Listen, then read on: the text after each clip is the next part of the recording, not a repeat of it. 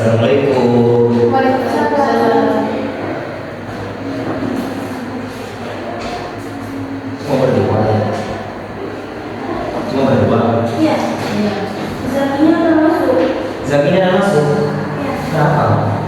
Antara izin atau enggak pindah. Kayaknya. Oh, pindah. Gimana kabarnya tadi? Sehat. Amin. Insyaallah. Tadi masuk tadi sekolahnya ya? Masuk. Bukannya mungkin apa tadi? Kalau saya besok Oh, besok. untuk bilang untuk proses aja. Nah, kamu? Tanggal 8. Tanggal Kalau nggak salah. kalau nggak salah. Kalian tahu nggak bedanya air putih sama Air putih warna aku. ya kan air ada oke enggak kalian pernah krisis nggak krisis air di rumahnya Krisis. ya krisis air pernah krisis air kekurangan air itu deh maksudnya kekurangan air biasanya musim panjang kekurangan air itu Kadang iya. nah tidak pernah ada pernah ya? Nah coba kalian kira-kirakan ada seseorang nih dia itu rumahnya krisis air dia mau minum cuma karena krisis air tadi itu dia cuma nemunya air kotor kira-kira orang itu bakal sehat nggak kalau ada kotor kenapa? Karena itu kotor, itu udah sehat. Sama. Sama Pak. Sama. Apa di sana?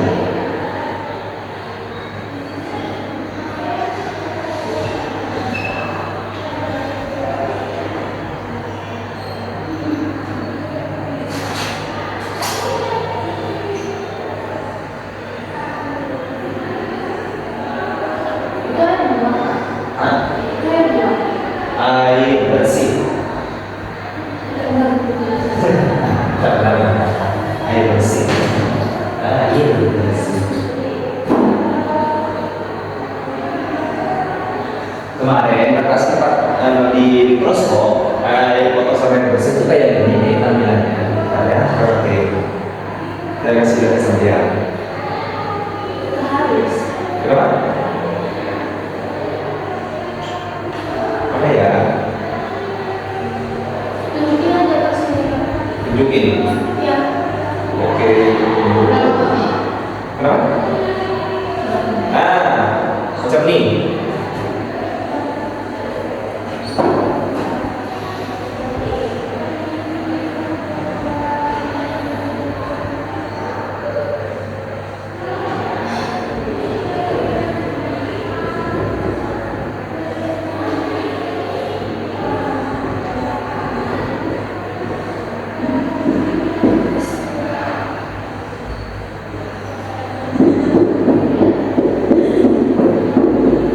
Nah, kurang lebih kayak gini. Kira-kira di air kotor sama air bersih itu terdapat apa aja? Bersih itu hubungannya bersih. Karena ya hubungan. Proteinnya. Ini 10 kali, ini 10 kali. Maksudnya 10 kali ini 10 kali pada ambil di Itu mikroskop. 10 kali. Nah, di mikroskop itu pada ambil 10 pemisahan 10. Ternyata air yang kita minum setiap hari itu gak selamanya bersih juga deh. Ternyata air kotor saja itu mengandung apa namanya? Kuman. Nah, di sini pembelajarannya itu konsep. Nah, jadi dalam sel seperti ini itu ada yang namanya inti sel.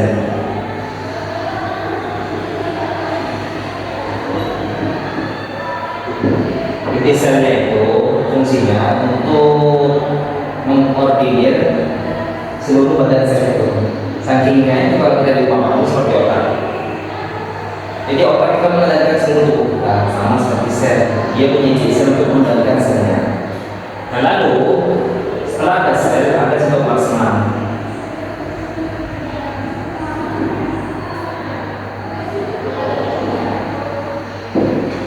Sitoplasmanya itu lapisan kedua setelah inti sel.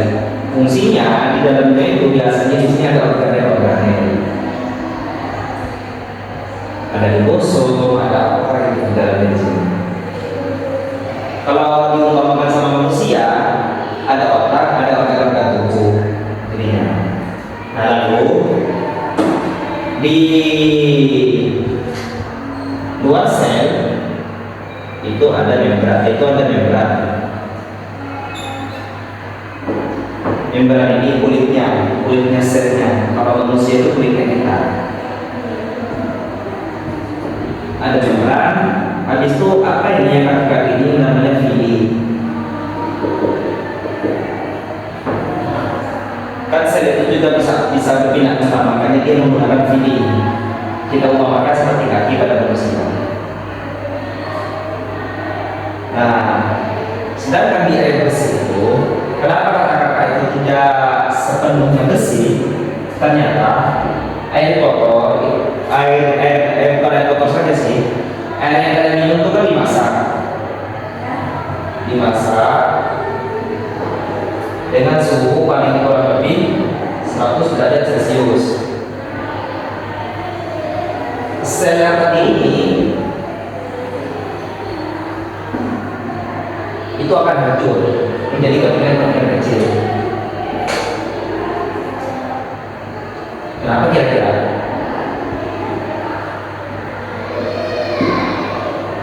Kenapa kira-kira? Kok bisa hancur?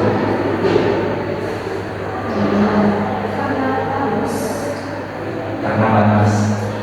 Sel itu dia itu punya mekanisme, bukan mekanisme sih. Sebenarnya sel itu juga akan terhadap suhu. Jadi perubahan suhu apapun, mau dingin mau panas dia bisa berubah. Kalau ya ada suhu 100 derajat Celcius tadi, otomatis membran sel yang tadi itu, membran sel itu akan hancur sampai ke sitoplasma, itu akan dihancur sampai ke inti sel, menghasilkan organel-organel kecil yang tidak berguna. Makanya air minum itu harus dimasak seperti itu. Tidak dimasakkannya sudah ada minyak, apalagi dimasak. Karena air minum kita tidak bersih. Ada bahasa gini deh. Steril itu belum tentu bersih. Bersih itu belum tentu steril. Steril sudah pasti bersih. Paham? Kenapa? Air bersih itu dicuci. Loh kan sudah bersih, ngapain dicuci lagi? Ya, yang ada temannya. Loh, kalau nama bahan kimia ya di air bersihnya itu ada bahan kimianya deh. Kalau dikasih kayak sabun itu semuanya mengandungnya NaOH. Ya udah, berarti air itu bukan H2O aja. Bukan hanya H2O, berarti ada unsur lain di dalamnya.